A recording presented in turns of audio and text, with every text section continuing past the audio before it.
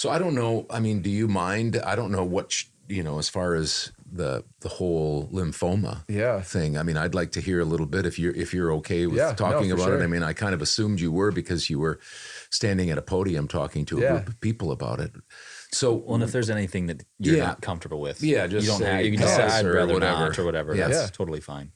So so you had a torn ACL in 2019. Yep. When did what happened that you knew that you had lymphoma? I mean, what were their symptoms? Yeah, there was definitely symptoms. So I don't know exactly when it started. 2022, I would say it started early. It was early because it was like during tax season.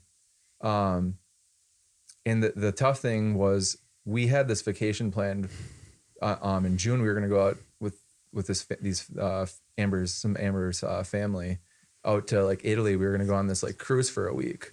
So it was like, typically I don't like, it's hard. It's easy to like not eat super well during tax season. You're busy. You're just kind of snacking. You're probably not getting to the gym and stuff as much. So I was making a big effort to like, work out as much as I could. Cause like, this is a cool trip, try to get that beach bod ready. So I was kind of having these like stomach pains, almost like spasm type things throughout the day. It would just, some days worse than others. And that I kind of just put up with it for a while. And finally one night I think it was just really bothering me one night. I was having kind of a bad night. It was really like acting up. So my wife Amber's like, we should go into the ER and just, I had been seeing my doctor, but even that route goes kind of slowly. Like you'll try this medicine and maybe go on to something else. We weren't even thinking anything like super serious at that time. But I mean, what did they think what were they treating you for? I mean, like it's just a hiatal hernia or I mean, was it something? Some type of like stomach ulcer some type or of something? Some type of small stomach type issue. Okay. They knew like the stomach was my issue. So it was like this medicine should help, with some of this, and then we'll revisit in a month if it doesn't seem to help. So we eventually I had been doing that for maybe like a week or two, and then Amber's like, we should, her knowing like the medical side was like, let's just go in because they're gonna run. If you go into the ER, they'll run a bunch of tests and stuff on you, So I think that night we were probably there for like 5 or by the time we left, it was like 2:30 a.m. or something. And I want to say we left around like 7. I don't know how long I was there exactly. I'd say like 5 hours or something. So after like all these tests that we did, scans, all that, what they thought it was like Crohn's disease. So we went home thinking like that's what it was. So like, we're looking stuff up and we like, okay, well, that's what we'll have to deal with. Well, fast forward to the next morning, it was maybe around like 8 a.m. I got my chart like message or something, and Amber had like left the room. And I found out this later, but we had like the doctor called within like 20 minutes, and basically they're like, yeah, we had like someone else take a look at the scan, and it actually isn't Crohn's disease. It's you have a tumor right where like your small and large intestines meet. So yeah, I don't know the percentage. I don't think it's low. It's maybe not 1%, but most people have lymphomas like up in their, up in this area. But Sure. So mine was down in the stomach area. So that was kind of a gut punch. But I found out later she had read the, because they'll actually release some of this stuff without telling you, first. So if you go online and read your My Chart message, so she had, with her background, she knew what it was. So she actually went to the other room to like, cry and call her mom. And so for me, it was just like shocking, finding out that. But that was like my initial thought on it was part of me, I guess, was glad that we know what it is. Mm-hmm. And I guess like not too long after that, I was kind of just in the like, all right, well, I'm ready to like fight it, take care of it. So I was in that mode. So I didn't really like get too down on myself, I guess. I tried. My goal, especially like day one, was to just like have a good attitude about this, because I, had the thought that I was going to beat it. I'm going to take care of it. So, so the diagnosis, like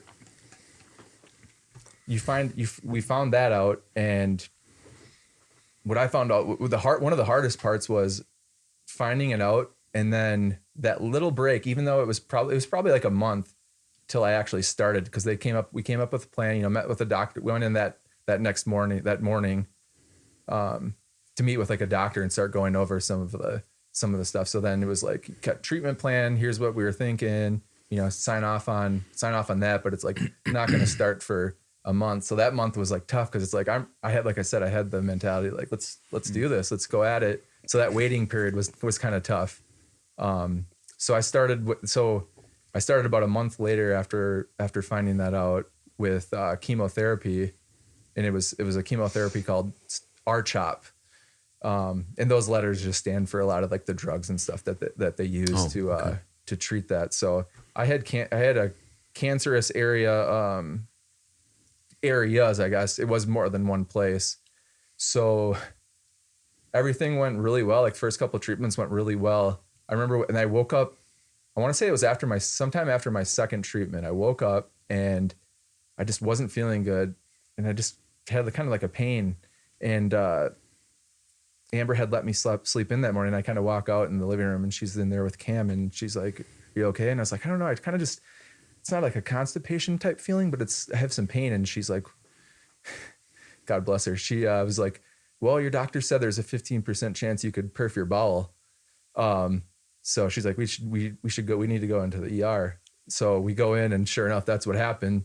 And like 2 hours later, I'm in like the worst pain I've ever been in before. Just like the smallest hole, but essentially the chemo had caused like the tumor to collapse a little bit, maybe like creating some little hole in the intestine. But, so then I had like emergency surgery for that. So you didn't have surgery they just used chemo to try to shrink the tumor. So you didn't have surgery for that, but you ended up having surgery for the hole in your intestine? So yes, they didn't. So their thought with it was like that cancer treatment typically takes care of not only the cancerous areas in you, but also the tumor. Like it would eventually shrink. And, so it made more sense to not get any type of like surgery done. Cause that would have also like delayed, when you could start chemotherapy. If they would have like went in and taken it out, I don't know how long it would have been, but you would have had to wait until you healed up. I see. And, some of the stomach surgeries is, you're talking like weeks and stuff. And at that point they don't want things to progress worse. So, that's why nothing was done then. So that day I think I ended up getting like 4 inches of bowel taken out and then the tumor with that. So, they took it. So then they took that out. They were in there anyway, huh? So then I got a temporary, I think it's ileostomy they call it, because that's one that can be reversed. So that's where like they have your intestine coming out of your stomach down here. And then you have to wear like a ostomy bag. So, that was almost harder on me than, it's been harder living with that most days than even living with like cancer. I know, as crazy as that sounds, because it just changes your lifestyle quite a bit.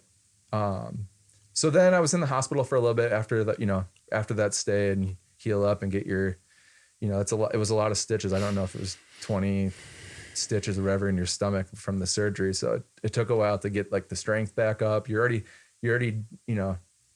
lacking strength as it is. So, just for going through some of those treatments. So we got done with that. And then I think they let me, instead of going, it was like every 3 weeks I was getting chemotherapy treatment. So when that happened, we kind of just had a 3-week pause to like gain strength back or whatever. And then we started it back up and everything was going really well. Like I felt really good through most of I didn't have too many like bad days with the chemotherapy.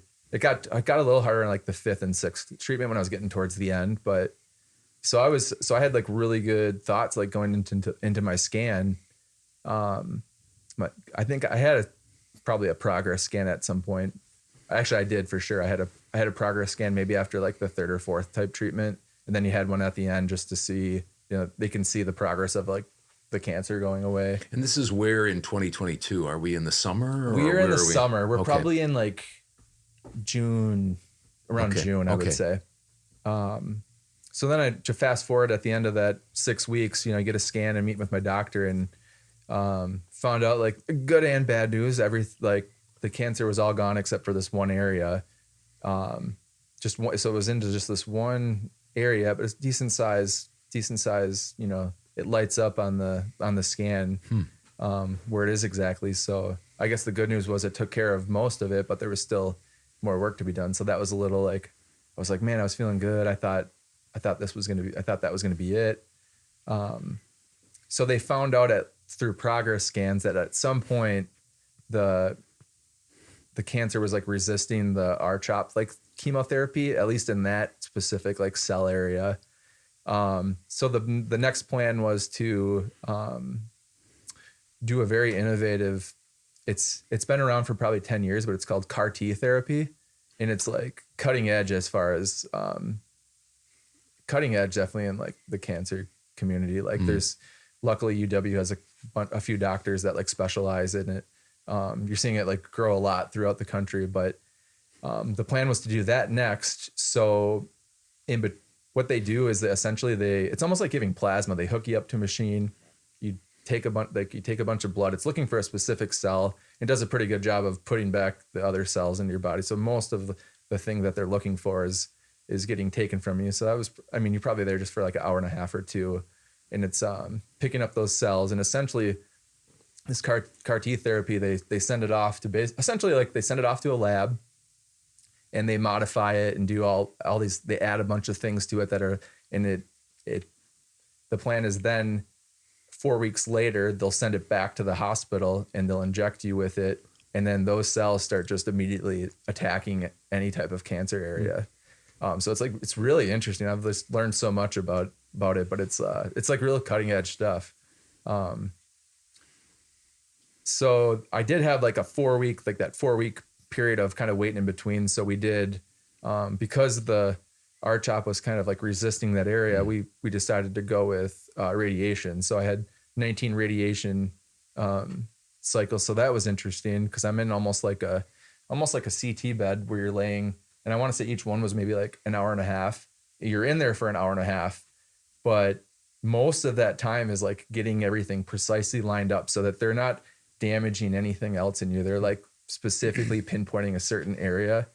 Cause then the real, like administering the radiation was probably only like the last 5 minutes or whatever it was just, I've learned so much medical stuff, but that was an interesting experience. So I did that like every day for those like 19 days. So I think it was just not on the weekends. It was like Monday through Friday. And I would do it right away in the morning and get back home around like 10 and just sign on to work, and was working. So you were working all along? I was working mostly all along. My work was burnt CPA was just great. They gave me time off when I needed it for like appointments, and I worked as much as I could. And every once in a while you might need like just a catch up day or whatever. I had to take a day off and rest or get my strength back after like the last few chemo cycles. There'd usually be like a day where I just almost needed to sleep, get some energy back. And then, but yeah, they let me work like remote. So I was working from home, which was nice.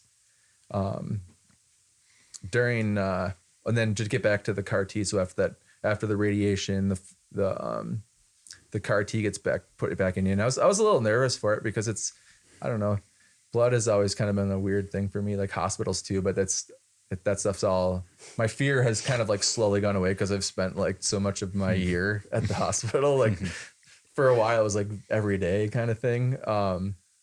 So it's funny because so I was like nervous for this, and they come in to do it, and it's just all that blood was sent off for one little syringe that they put back in. It's like anticlimactic. Yeah. Like I was nervous for this little syringe, and then it's just like it's in you, and then okay. But there are like a lot of side effects that come with something like this. Like confusion is one of them, and like fevers. So you really need to watch. Like I really needed to watch all that stuff really closely, the first, especially that first like couple weeks, that first 4 weeks to be exact, but like the first week or two is like when you start seeing some of those. So it's like as soon as I hit a fever of like 101, I had to go into the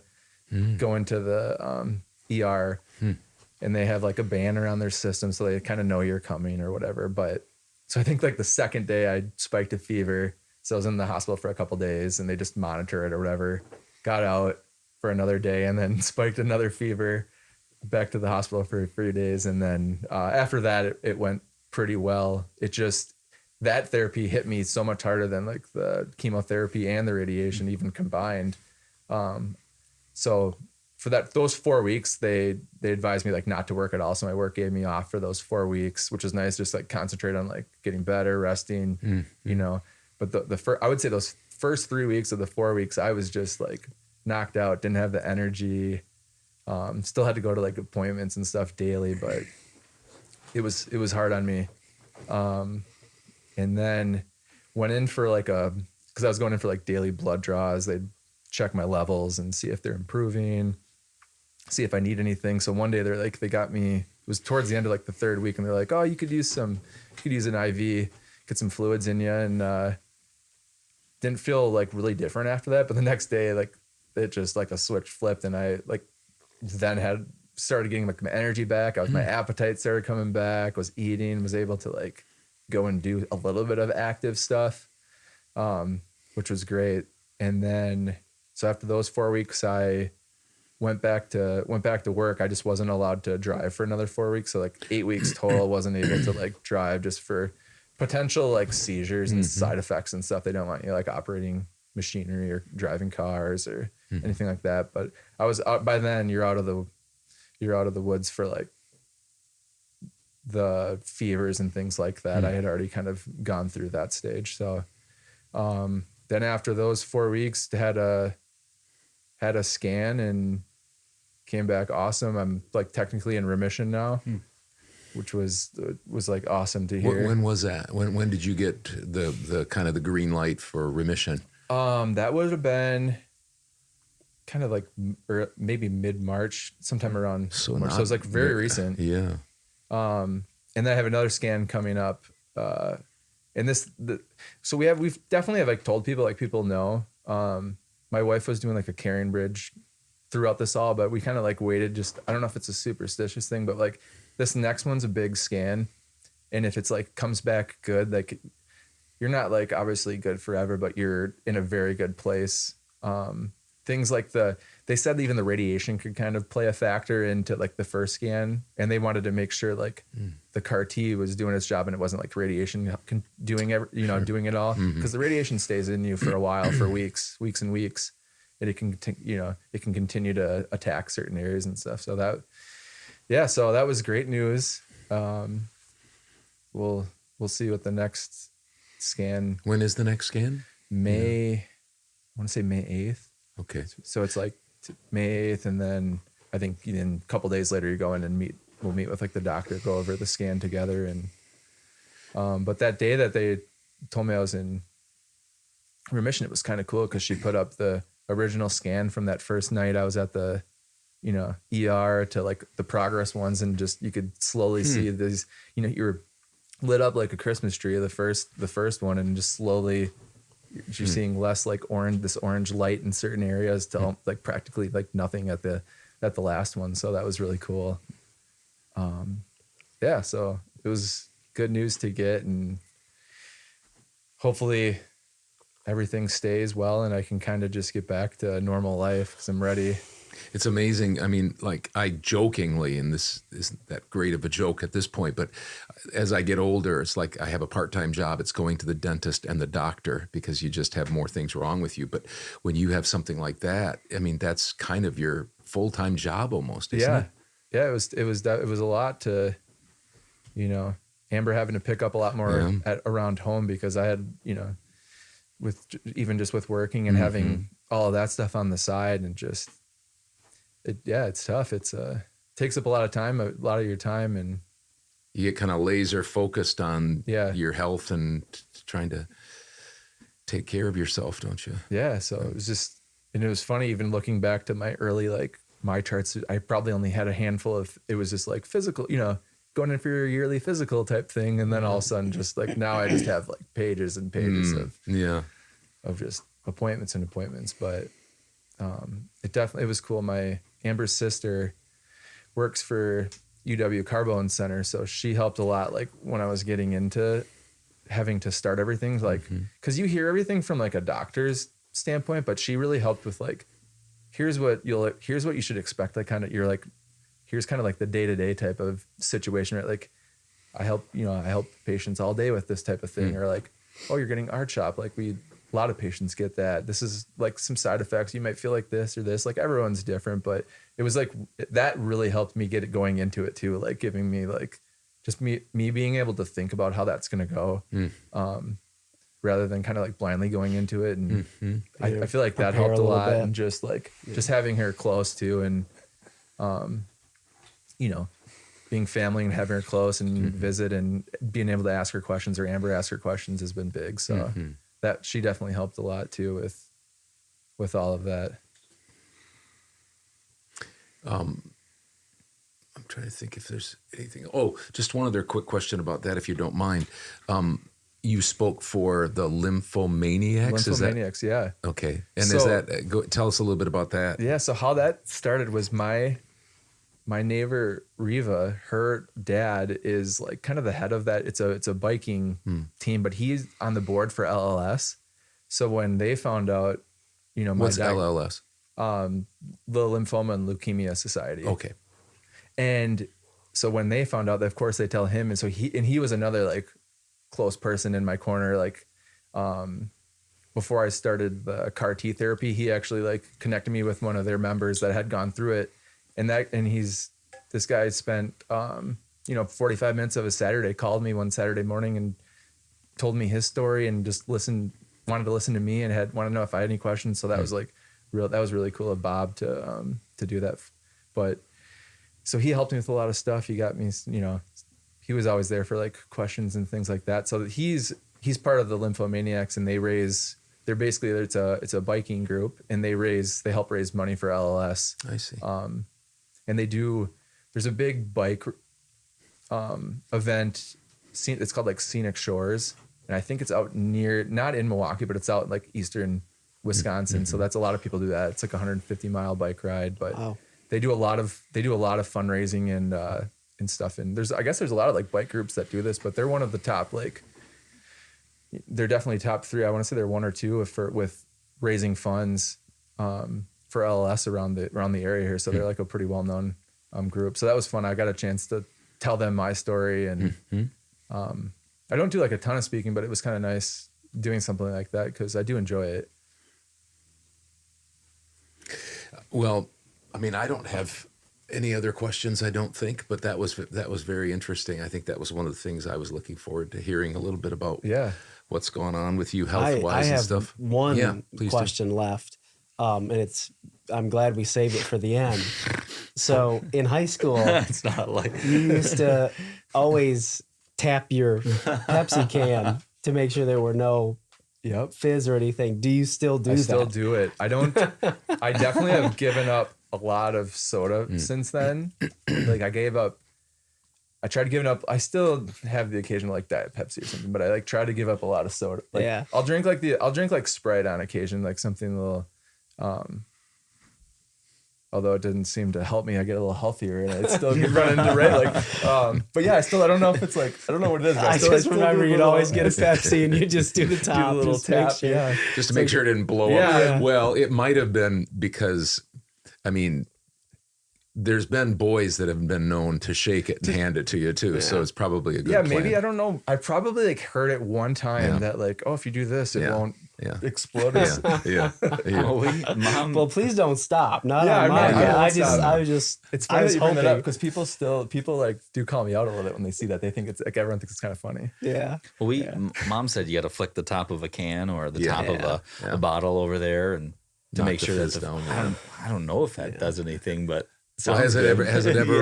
No, but I don't know if there you go. I've never like actually like shaken one up though and tried it. So that might be a little maybe risky. We'll see if it really works, I guess. Yeah. Maybe that would get me to stop. Get your pizza in Bame's room from the pizza oven, and then have your Pepsi and tap on the top. Those were the days. Yeah. Lots of pizzas at Bame's room. Yeah. Yeah. I thought maybe you would have asked about 7th, 8th grade basketball. Oh. We could talk. That's the next interview. Yeah. It's I get like a 3-parter like Mike, right? Yeah. You have right. You have really changed your game though, because you were the go-to player at 7th and 8th grade ball. Jared Brunner was the go-to scorer. He was the man. And now he's become this old rebounder. Yeah. And as much as I hate to admit it, I think what happened was I peaked before everyone else. Like I was, because at that point I was faster than it. I remember it was around like freshman or even maybe late freshman, sophomore year. It was like everyone started catching up to, like, I was no longer more athletic and faster and taller than everyone, or like some of that stuff didn't matter. But it's a lot better though than peaking in 4th or 5th grade like I did. Yeah, because I was quicker than everybody else. Nobody else had any balance, so I was just dribbling around them, and then everybody got bigger and I didn't. But you were always quicker than everyone else. Well, yeah, I guess. Yeah. Had to be. Had to be something. Well, thank you so much for taking your time to be with us. Yeah. We really appreciate it. The next time you come back, we'll talk about 7th and 8th grade. That'll take about like 3 minutes, probably 3-4 minutes. I don't know if anyone's going to listen to that. No one's going to. We'll just do it for ourselves. We did talk. I think we did talk about that with Jamie, because we had some pictures. Yeah. John, our oldest, went to school with Jamie, and so I coached like 5th and 6th grade their team. Some with Ben Voss and some of those guys, Tyler Stotts and some of those guys. So we had pictures of that. So maybe we'll get some pictures of They had a pretty good team, didn't they? Didn't they win a bunch of games? Yeah. We didn't. Yeah. I think we were like 500 or something like that. Just You guys were better in high school. mediocre team. Yeah. The B team was solid though. John Edgerton and Nick Beal. Twin towers over there. There's Yep. You're gonna have to shoot threes because you're not getting to the basket. Exactly. Yeah. Yep. No. So what we'll do is we'll sign off here. I'm going to give you this, if I can get this out of here. Yeah. This is this is our new token. Okay. And you get to go to the prize table. Oh, okay. And hopefully there's something you can get you can get something for yourself and or Amber and Cameron. Okay. Take it home. So Very the best we can do for pay. No, I appreciate that. Yeah. Thanks. Thanks for having me on. You bet.